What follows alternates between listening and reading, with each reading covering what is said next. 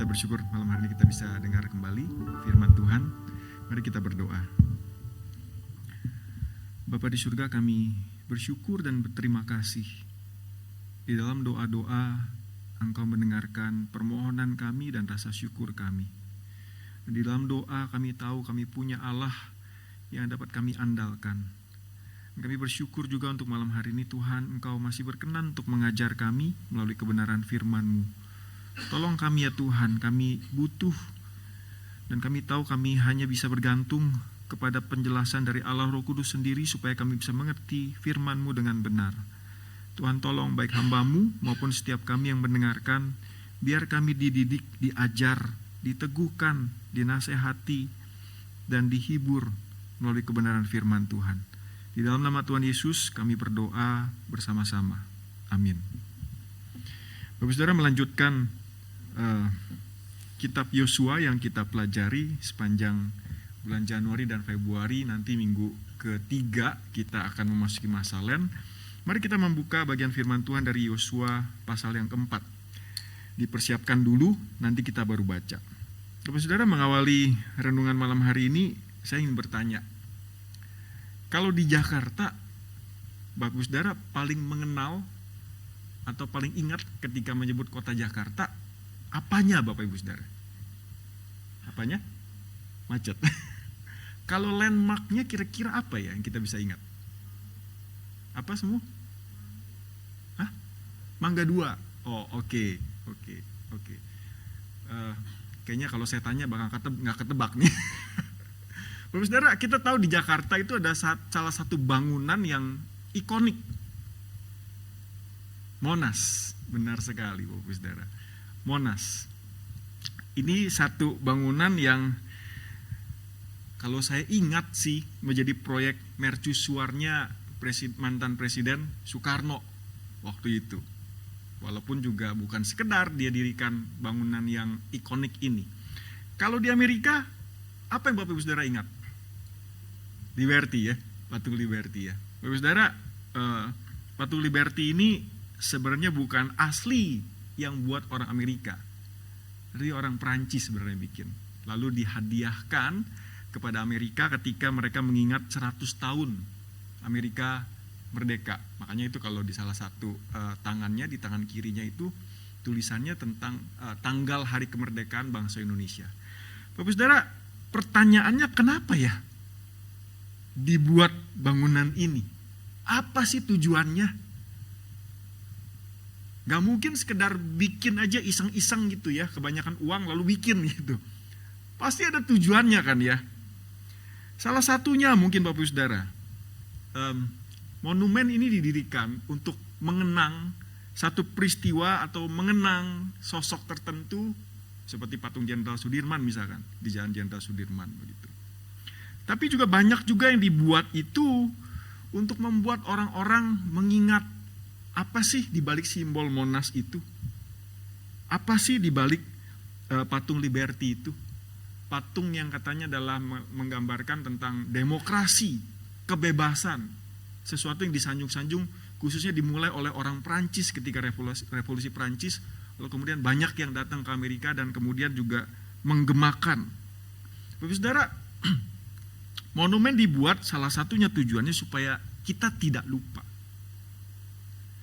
Atau jangan sampai terlupa makna peristiwa yang mungkin terjadi di balik dibangunnya satu tugu, satu monumen, atau satu landmark dalam bentuk apapun. Nah, Bapak Saudara, firman Tuhan malam hari ini melanjutkan Yosua 3. Hari ini kita akan baca Yosua pasal 4 ayat 1 sampai ayat 8, ayat 14, kemudian ayat 20 sampai 24. Kita baca bergantian Bapak Ibu Saudara ya. Yosua pasal 4 ayat 1 sampai 8 kita baca secara bergantian, demikian firman Tuhan.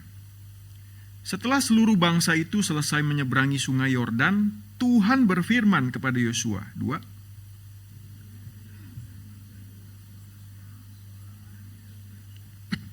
Dan perintahkanlah kepada mereka demikian. Angkatlah 12 batu dari tengah sungai Yordan ini, dari tempat berpijak para imam itu. Bawalah ke seberang dan letakkanlah semuanya itu di tempat kamu menginap malam ini.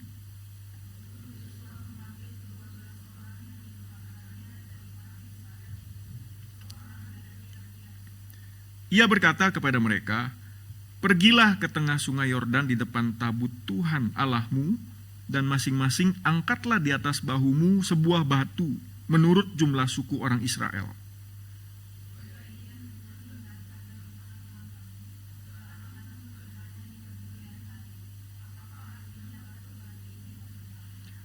Kamu harus menjawab bahwa ketika tabut perjanjian Tuhan diseberangkan di sungai Yordan, air sungai itu terputus di depan tabut itu. Sebab itu batu-batu itu akan menjadi tanda peringatan bagi orang Israel untuk selama-lamanya.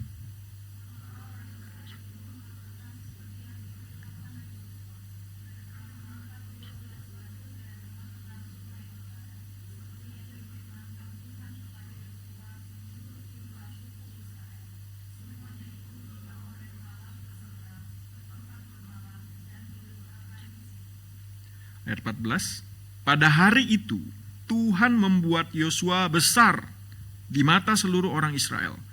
Mereka sangat menghormatinya seperti mereka menghormati Musa sepanjang hidupnya. Ayat 20, silakan Bapak Ibu.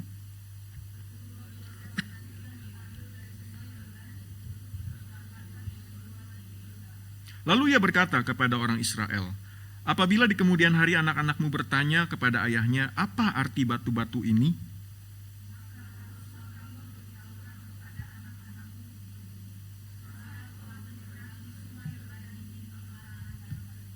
Tuhan Allahmu telah mengeringkan sungai Yordan di depan kamu, sehingga kamu dapat menyeberanginya seperti yang dilakukan Tuhan Allahmu dengan laut Teberau. Laut itu dikeringkannya di depan kita, sehingga kita dapat menyeberanginya.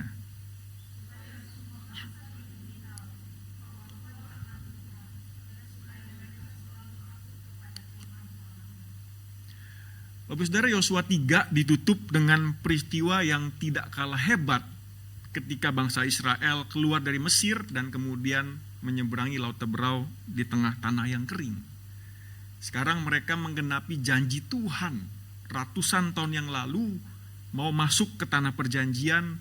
Seakan-akan Tuhan ingin mengulang peristiwa itu, supaya generasi kedua yang keluar dari tanah Mesir ini bisa mengingat apa yang dilakukan Tuhan 40 tahun yang lalu, 40 tahun lebih yang lalu.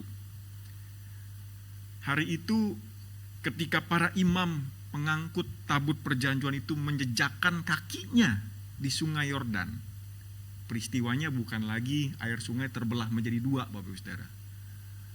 Tapi di utara di kota Adam yang agak jauh, aliran sungai itu berhenti dan menjadi tembok di sana. Seakan-akan seperti tembok. Maka bisa berjalanlah seluruh orang Israel di tanah kering menyeberangi sungai Yeriko. Bapak Saudara, mari kita pusatkan perhatian kita di ayat yang ke-6 dan ayat yang ke-7. Itu terjadi supaya menjadi tanda di antara kamu. Jika anak-anakmu di kemudian hari bertanya, apa arti dari tanda itu, dari batu-batu itu? Kamu harus menjawab bahwa ketika tabut perjanjian Tuhan diseberangkan di sungai Yordan, air sungai itu terputus di depan tabut itu. Sebab itu batu-batu itu menjadi tanda peringatan bagi orang Israel untuk selama-lamanya. Dua kata penting di situ, tanda. Satu tanda yang artinya, yang punya arti Bapak Ibu Saudara, tanda sebagai tanda peringatan, dan sesuatu dari tanda itu harus dimaknai. Bukan sekedar asal ada, tapi ada makna dari batu-batu sebagai peringatan bagaimana Tuhan berkarya di tengah-tengah mereka. Sama seperti Monas, sama seperti patung Liberty. Patung Monas, kalau saya baca sih, itu salah satunya juga untuk mengingat kisah perjuangan dan juga untuk mengobarkan semangat rakyat Indonesia di dalam masa-masa setelah perjuangan kemerdekaan untuk membangun negara Indonesia. Demikian juga patung Liberty. Bapak Saudara, Presiden Soekarno membangun Monas, orang Perancis dan kemudian orang Amerika bangga dengan monumen Liberty, patung Liberty. Bapak Saudara, di dalam bagian firman Tuhan yang kita baca, keinget gak ada seorang tokoh yang pernah mendirikan patung yang besar. Nebukadnezar. Untuk apa dia bikin monumen yang besar itu? Di dalam Daniel dicatat pasal 3, ini perintah Nebukadnezar, beginilah dititahkan kepadamu. Pada saat kamu mendengar bunyi sangkakala, seruling, kecapi, dan berbagai macam alat musik, haruslah kamu sujud menyembah patung emas yang didirikan Raja Nebukadnezar itu. Saudara, Nebukadnezar terinspirasi dengan mimpi yang diberikan kepada Daniel. Lalu kemudian dia membuat patung yang besar bagi dirinya. Tujuannya jelas. Karena dia juga tahu bahwa dirinya adalah raja terbesar di zaman itu. Dan juga sebenarnya raja yang dipakai oleh Tuhan. Tapi monumen yang dia dirikan, tujuannya untuk membesarkan dirinya. Jelas sekali. Saudara, bangunan, monumen, landmark, atau apapun namanya, yang dibuat oleh manusia, saya kira ujung-ujungnya hampir semuanya, kalau bukan semuanya, dibuat untuk mengenang manusia. Apapun itu, perjuangankah, kebaikankah, atau juga mungkin kesalahankah, untuk mengingat semua yang manusia telah lakukan. Tapi bagian firman Tuhan yang kita baca, sebenarnya juga ada menunjukkan satu bagian firman Tuhan yang kalau tidak hati-hati, sebenarnya bahkan manusia seperti Yosua pun bisa jatuh dalam dosa, Bapak Ibu Saudara. Ketika dia diperintahkan oleh Tuhan untuk pilih 12 anak muda, mengangkut batu di tengah-tengah, sementara Tuhan juga percayakan dia, berdasarkan perintah dia, berdasarkan pimpinan dia, maka air sungai Yordan itu berhenti dan kemudian bangsa Israel bisa menyeberang. Sudah ada bagian firman Tuhan yang kalau kita perhatikan menarik. Di dalam Yosua pasal 4 ayat 14 yang tadi kita baca, dan sebenarnya itu adalah pengulangan dari Yosua pasal 3 ayat 7. Dikatakan pada hari itu, pada waktu orang Israel menyeberang sungai Yordan, Tuhan membuat Yosua besar di mata seluruh orang Israel. Mereka sangat menghormatinya, seperti mereka menghormati Musa sepanjang hidupnya. Jangan lupa catatan di pasal 1 ayat 1, Yosua itu belum disebut sebagai hamba Tuhan, tapi sebagai abdinya Musa, hambanya Musa. Kalau Yosua secara emosional tidak sehat, sudah mungkin dia akan take credit, ambil kredit bagi dirinya sendiri. Apalagi orang-orang waktu itu juga pasti membandingkan dia dengan Musa. Sudah, ini godaan yang besar sekali. Membangun monumen untuk diri sendiri. Kalau saja Yosua salah ngomong aja, sudah orang-orang bisa merasa bahwa atas jasanya Yosua lah, maka mujizat itu bisa terjadi. Sudah, bagian ini saya nggak tahu juga ya. Kalau kita baca secara sepintas bukan pesan utama. Tapi entah kenapa di dalam renungan saya rasa kok bagian ini penting ya. Karena kita manusia-manusia yang cenderung ingin diingat.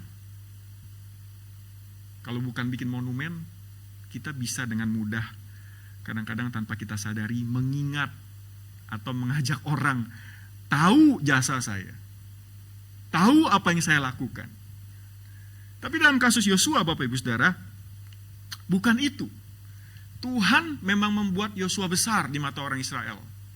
Tetapi itu untuk kepentingan pekerjaan Tuhan, membawa masuk orang Israel melalui Musa. Bukan untuk kebesaran nama Yosua sendiri, Bapak Ibu Saudara. Betapa kita harus berhati-hati dan punya hati seperti Yosua, Bapak Ibu Saudara. Dia tidak terlalu peduli dengan dirinya sendiri. Yang dia pedulikan adalah Tuhan dan pekerjaannya.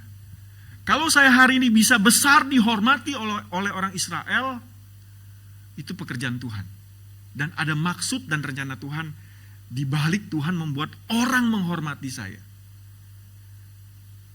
Bukan untuk diri saya sendiri, tapi untuk kembalikan semuanya bagi kemuliaan nama Tuhan. Saudara, manusia tuh suka jadi spotlight. Bahkan orang introvert. Manusia suka dipuji. Walaupun di depan bisa tunjukkan sikap rendah hati. Enggak lah, bukan saya. Tapi yang tahu kan hati kita ya. Senangnya kita, mungkin dalam hati berseru-seru, terus gitu. Saudara, kita harus menjaga hati sungguh-sungguh. Kembali ke batu-batu peringatan Bapak Saudara. Tadi bagian firman Tuhan yang kita baca. Kenapa Tuhan suruh bikin monumen? Kita nggak tahu juga ya gambaran seperti itu, batu sebesar apa? Apakah sebesar menhir seperti di dalam cerita komik Asterix dan Obelix? Apakah cuma sekedar batu tumpukan seperti ini? Kita nggak tahu Bapak Saudara. Tapi itu batu yang diangkat dari tengah-tengah Sungai Yordan. Dan sebenarnya di bagian yang kita baca ayat yang 9, sebenarnya ada dua tempat. Satu yang Tuhan perintahkan supaya batu dari tengah Sungai Yordan itu ditaruh di Gilgal, tempat mereka bermalam. Satu lagi batu yang Yosua tegakkan di tengah-tengah Sungai Yordan itu sendiri. Itu di ayat yang 9 Bapak Saudara. Tujuannya jelas, menjadi tanda dan peringatan. Bapak Saudara, pertanyaannya begini. Apa yang diingat? Tanda itu apa yang perlu dimaknai? Sampai sebegitu pentingnya Tuhan suruh bikin monumen. Bapak Saudara, apakah menyeberangi Sungai Yordan itu, kalau mau diukur dari standar manusia, peristiwanya lebih besar dibandingkan orang Mesir berjalan di tanah yang kering ketika menyeberangi Laut Teberau? Karena waktu menyeberangi Laut Teberau, Tuhan gak pernah suruh bikin monumen. Benar gak ya saya lupa. Kayaknya seingat saya gak pernah Tuhan suruh bikin monumen. Tapi kenapa di bagian ini, ketika menyeberangi Sungai Yordan, Tuhan suruh bikin monumen. Bikin peringatan. Taruh tanda. Saudara, saya coba pikir-pikir kenapa ya. Saya kemudian dibawa ke dalam bagian firman Tuhan 40 tahun yang lalu, ketika bangsa Israel sebenarnya Tuhan pimpin mau masuk ke tanah perjanjian. Tuhan minta Musa supaya utus 12 pengintai, tapi hanya 2 yang percaya kepada penyertaan Tuhan. Firman Tuhan di dalam Bilangan bilang begini Bapak Saudara. Sorry, kok ini lompat ya?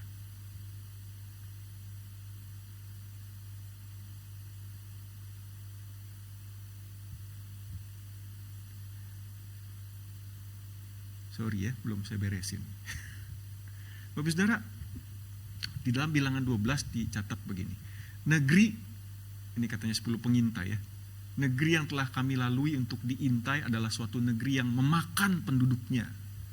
Semua orang yang kami lihat di sana adalah orang-orang yang tinggi-tinggi perawakannya. Kami lihat juga di sana orang-orang raksasa.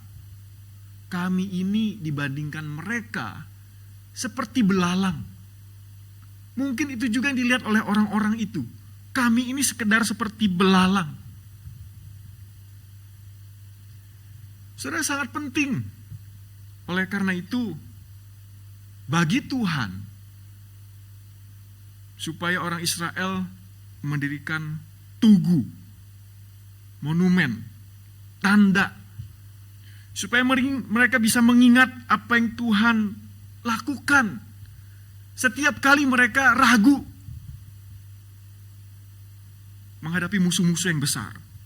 Setiap kali mereka dicobai untuk berpikir bahwa Tuhan salah kali bahwa masuk ke tanah yang ini.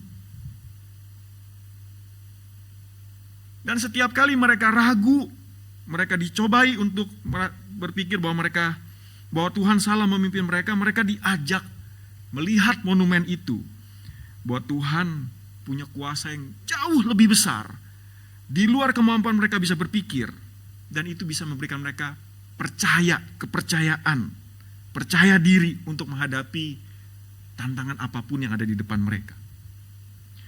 Bapak Saudara, manusia itu juga makhluk yang pelupa kan ya. Ketika masalah yang besar datang, kita merasa jadi seperti orang Israel ini. Melihat diri seperti belalang kecil, masalah itu begitu besar, tapi kita lupa kita punya Tuhan yang jauh lebih besar. Saudara, kita perlu punya monumen-monumen ini. Untuk apa? Supaya kita mengingat karya Tuhan di dalam hidup kita. Saudara punya gak? Monumen. Mungkin bukan bentuk bangunan, tapi peristiwa monumental. Mengingat bagaimana Tuhan berkarya dalam hidup kita. Saya percaya paling gak Bapak Saudara punya satu. Waktu pertama kali Bapak Saudara jatuh cinta sama Tuhan. Kebanyakan peristiwanya, atau saya pribadi, Bapak Saudara, di saat saya bertekuk lutut, merasa diri tidak sanggup menolong diri, merasa tidak punya sumber daya apapun, lalu datang kepada Tuhan. Saudara, itu monumen saya. Itu karya Tuhan dalam hidup saya. Sebenarnya itu bagian yang monumennya secara fisik juga ada Bapak Saudara. Yaitu mobil yang hancur. Karena waktu pagi itu saya mengantar baru lulus SMA Bapak Saudara, kuliah tingkat 1. Jatuh cinta sama seorang gadis yang lagi mau pergi ke Amerika. Lalu kemudian di tengah jalan pagi-pagi, sehari sebelumnya malamnya saya diputusin Bapak Saudara. Diputusin ya masih anak labil ya. Rokok, minum, pagi-pagi harus anter. Tapi saya ingat pagi itu saya bukan mabuk, pagi itu saya tidak ngantuk, tapi saya ingat peristiwanya rem mobil blong Bapak Saudara. Mobil yang biasa saya pakai itu blong, itu bukan mobil saya lagi, mobil adiknya mama saya. Saudara, jalur ke Soekarno-Hatta waktu itu Terminal 3 itu masih jalur kargo doang, belum ada Terminal 3. Lalu kemudian saya ingat 100 km lebih per jam. Kemudian tiba-tiba harusnya saya ke kiri untuk ambil Terminal 2. Saya rupanya bengong Bapak Saudara. Tapi ketika saya injak rem itu rem nggak berfungsi. Jadi saya buang ke kiri, tapi kalau ke kiri itu karena rem blong itu mobil terus melaju dengan kencang. Seingat saya itu parit yang cukup dalam. Akhirnya saya buang ke kanan dan ya itu di cabang itu kan ada rumput hijau panjang. Nggak bisa berhenti. Saya injak rem juga nggak bisa, sampai akhirnya ada satu parit kecil. Mobil itu ya menghajar membatas got kecil itu Bapak Saudara. Singkat cerita mobilnya itu ringsek setengah kap, lalu kemudian kursi belakang sudah copot semua, stang setir udah turun ke bawah. Terus saya masih turun, saya lihat mobilnya, saya kira masih bisa jalan. Saya masih panggil ada beberapa anak-anak remaja untuk dorong itu mobil, berharap mobil itu bisa jalan lagi. Ternyata nggak bisa Bapak Saudara. Saya masih, itu kalau dibikin drama Korea seru juga tuh. Saya masih lari ke bandara untuk ketemu sama gadis itu. Saudara, itu monumen saya Bapak Saudara. Lumayan itu kalau diceritain ke anak remaja, anak pemuda, kisah cintanya Mario laku juga Bapak Saudara.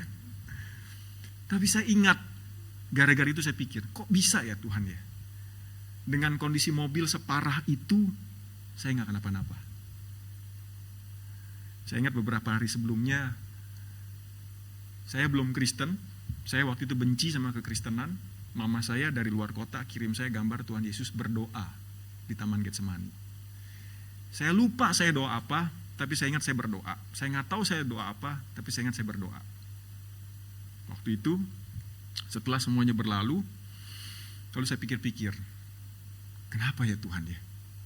Mata saya cuma terluka sedikit, lipetan mata saya jadi agak panjang. Nggak jadi jelek, makin tambah ganteng. Bapak Saudara, itu peristiwa yang membuat saya berpikir, kok bisa ya Tuhan ya? Apakah ini kuasa doa? Apakah ini jawaban doa? Saya percaya itu jawaban doa. Walaupun saya doa apa saya nggak ingat Bapak Saudara. Kalau saya hitung-hitung banyak sekali masa-masa Tuhan mempertunjukkan karyanya dalam hidup saya. Waktu saya di Malang ketika relasi dengan istri sudah sedemikian parah dan saya sudah give up, Tuhan juga bekerja. Bapak Saudara, saya percaya Bapak Saudara juga punya cerita yang bisa dibikin monumennya untuk mengingat karya Tuhan. Waktu pertama kali saya menikah, gak punya uang Bapak Ibu Saudara. Tapi hari ini saya ada di dalam pertolongan Tuhan yang memberkati begitu berkelimpahan. Ketika ada masa-masanya saya kesulitan keuangan, saya selalu diingatkan dengan monumen yang itu.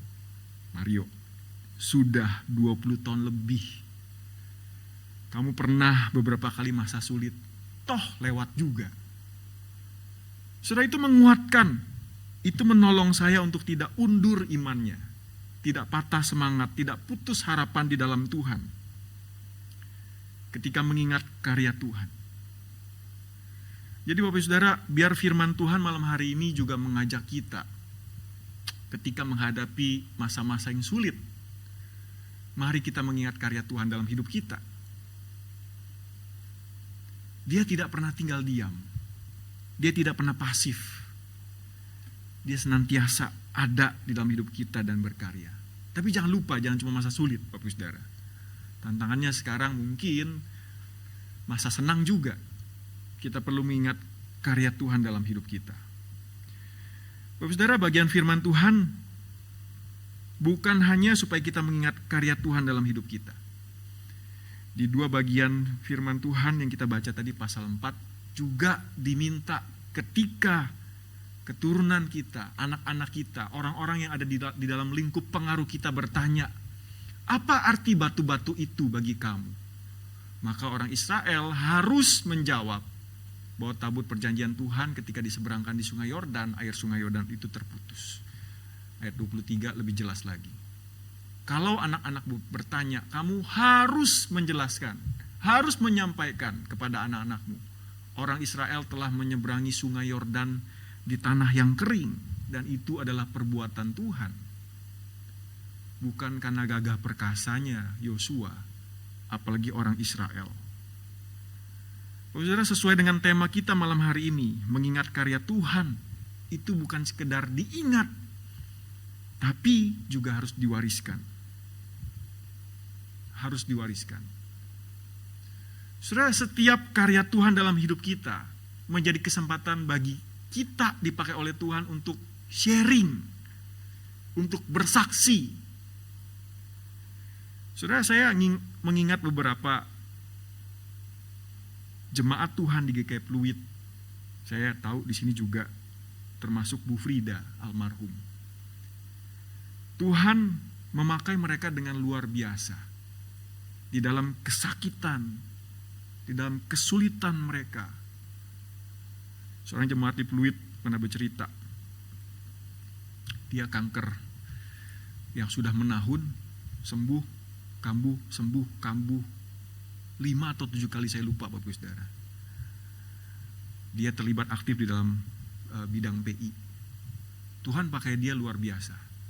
Setiap minggu saya ingat dia sharing, dia selalu pergi ke yang di Grogol apa Harapan Kita ya, rumah sakit kanker. Dia pergi sendiri Bapak Saudara, dengan biaya sendiri. Pergi ke tiap kamar-kamar itu, mencari orang-orang yang terkena kanker untuk sharing. Bukan sekedar supaya mereka dikuatkan, tapi banyak di antara orang itu yang kemudian terima Tuhan. Bapak Saudara, karya Tuhan dalam hidup kita harus kita bagikan. Harus kita teruskan menjadi warisan iman. Saya paling bergumul hari ini, kalau Tuhan mau panggil saya cuma minta satu doa saya. Tuhan pakai saya, bawa anak-anak percaya Tuhan sungguh-sungguh. mewariskan iman saya. Saudara, apa yang kita mau wariskan kepada orang-orang di sekitar kita? Nama baik? Uang? Pengaruh? Harta benda? COVID sudah mengajarkan kepada kita, ini semua nggak berguna. Ketika sudah waktunya, ini semua nggak berguna, Bapak Ibu Saudara. Tapi iman di dalam Tuhan. Malam hari ini kita belajar dua hal, Bapak Ibu Saudara. Karya Tuhan menjadi tanda peringatan dalam hidup kita.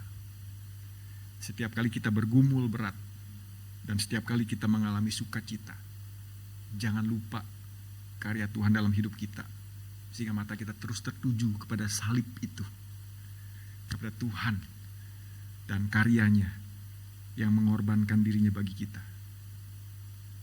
Dan jangan lupa, jangan kita simpan sendirian, tapi kita bagikan, kita wariskan, kita ceritakan, kita saksikan betapa dahsyatnya Tuhan yang kita punya. Mari kita berdoa.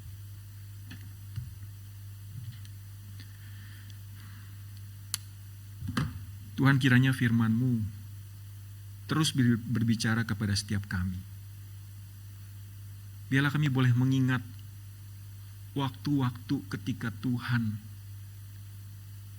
tidak pernah meninggalkan kami, memilih kami, memelihara hidup kami, memberikan pertolongan tepat pada waktunya, membangkitkan semangat kami yang sudah mulai luntur di saat-saat kami sudah putus asa.